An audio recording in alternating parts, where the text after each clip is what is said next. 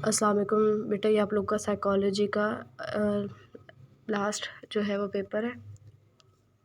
Last 2 chapters 3 and 4 के short questions का इसके आंसर्स मैं आपको बता देती हूँ। What is the role of political institution in socialisation.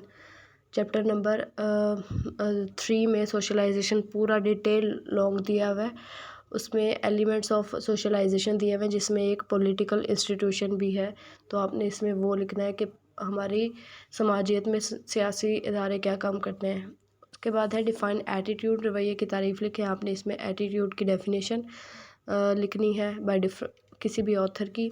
उसके अलावा साथ में एग्जांपल्स भी देनी है आपने इसमें। How can we eliminate prejudice, तासुब को कैसे ख़त्म किया जा सकता है, ये भी आपके चैप्टर नंबर 3 में ही प्रेजुडाइज दिया हुआ है। और उसमें हाउ टू एरेडिकेट प्रेजुडाइज, हम जो है तासुब को कैसे ख़त्म कर सकते हैं, वो भी दिया हुआ है। वो इसमें आपने वो सारे पॉइंट्स लिखने हैं। Number 4, write steps of public opinion, राय अमा के जो 4 मेन मराहिल है किम्बेल के मुताबिक, आपने वो बताने हैं इसमें। उसके बाद है right the causes of smoking, smoking cigarette के असबाब जो हैं वो बहुत से हो सकते हैं, आपने वो सारे इसमें बताने क्या कौन कौन सी कॉजेज़ होती हैं स्मोकिंग की। वो भी आपके एंटी सोशल बिहेवियर में स्मोकिंग दिया हुआ है और उसमें कॉजेज़ दी हुई हैं, वो सारी आपने इसमें लिखनी है। Define public opinion, public opinion की डेफिनेशन ऑथर के मुताबिक देनी है और साथ में आपने एग्जांपल भी बतानी है। What are the element of socialisation, समाजियत के अनासर जो सोशलाइजेशन है उसमें जो भी एलिमेंट्स दिए हुए हैं, आपने उन सब के नेम लिस्ट करने हैं यहाँ पर। What is meant by instrumental violence, अलाती तशद्दुद से क्या मुराद है, आपने अलाती तशद्दुद से क्या मुराद है की डेफिनेशन और साथ में एग्जांपल भी बतानी है। 9, describe any 2 causes of prejudice, तासुब की कोई भी 2 वजूहात बयान करें, वो भी आपकी बुक में प्रेजुडाइज में दी हुई हैं, वो बतानी है आपने। डिफ़ाइन प्रेजुडाइज, तासुब की तारीफ़, आपने तासुब की तारीफ़ और साथ में एग्जांपल जो लास्ट में दी हुई है तासुब के पैराग्राफ के लास्ट में इसकी एग्जांपल दी हुई है, वो लिखनी है आपने। What is meant bye anti social behaviour, समाज दुश्मन किरदार से क्या मुराद है, इसकी डेफिनेशन और साथ में आपने एग्जांपल्स भी देनी है।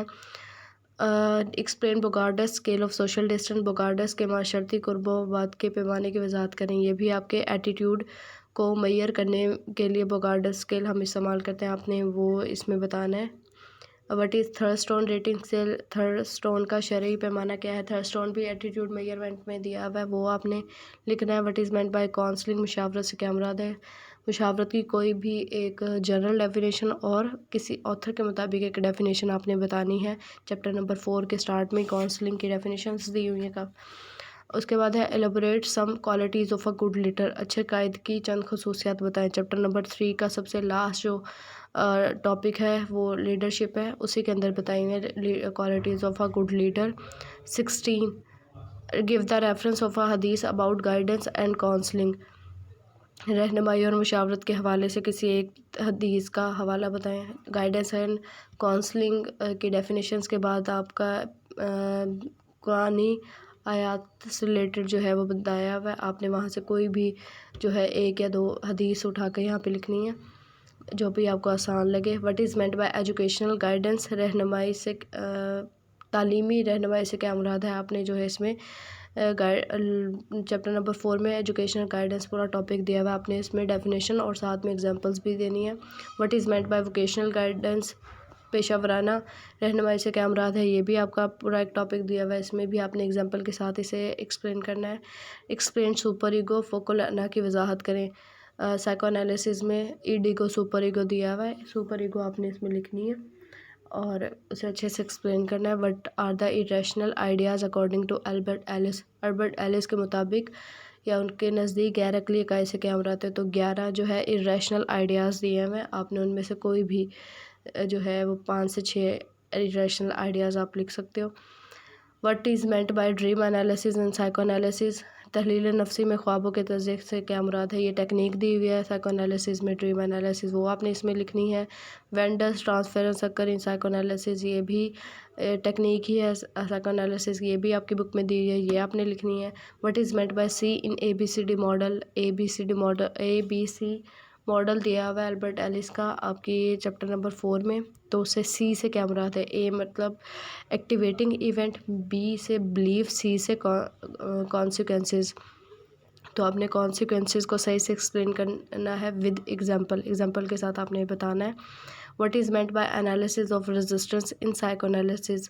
तहलील नफ्सी में मुज़ाहमत से क्या मुराद है? जब एक पर्सन बात करते एकदम से चुप हो जाए, यानी कि उसका फ़्लो जो है वो टूट जाए, तो उस टाइम जो है जो भी टेक्निक होती है वो होती है रेजिस्टेंस। तो उसे आपने कैसे ख़त्म करना है, उसके लिए फिर डिफरेंट टेक्निक्स होती हैं, तो आपने ये अच्छे से एक्सप्लेन करना है। एनालिसिस ऑफ रेजिस्टेंस आपकी बुक में दिया हुआ है। Why Carl Roger counselling technique is called humanistic. Carl Roger के मुताबिक मुशावरत इंसानियत पसंदाना क्यों कहा जाता है? हमने पहले भी बात किया कि कार्ल रोजर की जो टेक्निक है, एक तो वो नॉन डायरेक्टिव होती है, और कार्ल रोजर की ही टेक्निक को हम क्लाइंट सेंटर्ड भी कहते हैं, यानी कि इसमें जो काउंसलर है उसका रोल कम होता है। सबसे ज़्यादा जो रोल प्ले करता है वो क्लाइंट जो है वो प्ले कर रहा होता है इसमें, यानी कि ये पूरी टेक्निक क्लाइंट पे बेस करती है, तो इस वजह से इसे ह्यूमनिस्टिक कहा जाता है। तो आपने इसे अच्छे से एक्सप्लेन करना है। अगर आपको और इसमें कुछ ना समझ आए तो आप मुझसे कांटेक्ट कर सकते हो, आप मुझसे पूछ सकते हो। Okay, thank you so much. Allah हाफ़िज़।